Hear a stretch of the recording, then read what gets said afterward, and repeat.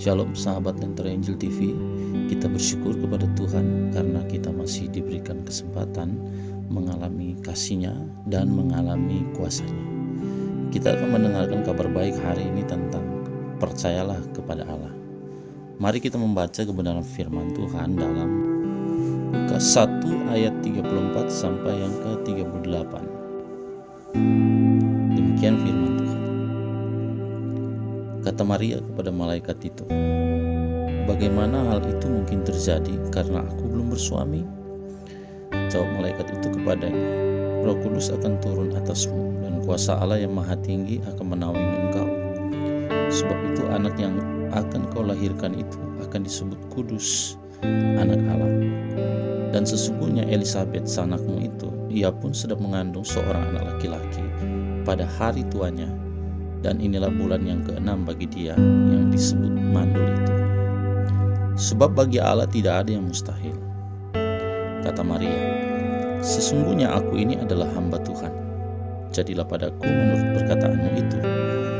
Lalu malaikat itu meninggalkan dia. Sahabat-sahabat yang kekasih, rencana manusia pada umumnya tidak akan pernah sesuai dengan rencana Allah. Bahkan yang terjadi, rencana manusia dinyatakan sebagai rencana Allah. Adalah merupakan pergumulan bagi semua orang percaya untuk mengerti rencana Allah, apalagi untuk tunduk pada rencana Allah.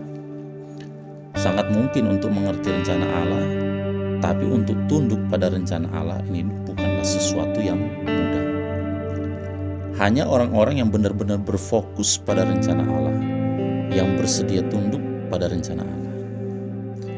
Sahabat-sahabat yang diberkati Tuhan, dari kisah firman Tuhan hari ini kita dapat melihat langsung bahwa rencana Allah tidak seperti yang direncanakan manusia. Maria mempertanyakan rencana Allah yang disampaikan oleh malaikat kepadanya. Tapi cara bertanya Maria bukan karena tidak percaya kepada Allah. Sebaliknya karena Maria percaya sepenuhnya kepada Allah. Maria bertanya karena inginkan peneguhan bagaimana proses rencana Allah itu akan terjadi. Karena pada waktu itu Yusuf belum berstatus sebagai suami. Dan ketika malaikat menjelaskan bagaimana proses rencana Allah akan terjadi, Maria menunjukkan diri sebagai orang yang telah siap menundukkan diri pada rencana Allah. Maria berkata, "Sesungguhnya aku ini adalah hamba Tuhan. Jadilah padaku menurut perkataanmu itu." Sahabat-sahabat yang kekasih, kita selalu percaya bahwa rencana Allah lebih indah daripada rencana kita manusia. Pernyataan seperti ini harus dibuktikan dengan kerelaan menjalankan rencana Allah. Kita seharusnya setiap hari berkata, "Jadilah padaku menurut perkataan firman Tuhan." Kenapa demikian? Karena firman Tuhan adalah peneguhan dari semua rencana Allah. Ketika ada yang berbuat jahat, jelas Allah merencanakan untuk kita mengampuni. Ketika sakit, jelas Allah merencanakan pemulihan. Ketika disakiti, dikecewakan, jelas Allah merencanakan penghiburan. Dalam beberapa keadaan, kita seharusnya dapat mengerti rencana Allah dan memutuskan untuk tunduk pada rencana Allah. Memang ada beberapa kasus sangat perlu sekali untuk akrab dengan Tuhan sehingga ada peneguhan spiritual, tapi tetap saja tidak akan membuat kita melakukan sesuatu yang bertentangan dengan firman Tuhan. Yang terpenting dalam perencanaan Allah adalah kita tetap mentaati firman-Nya.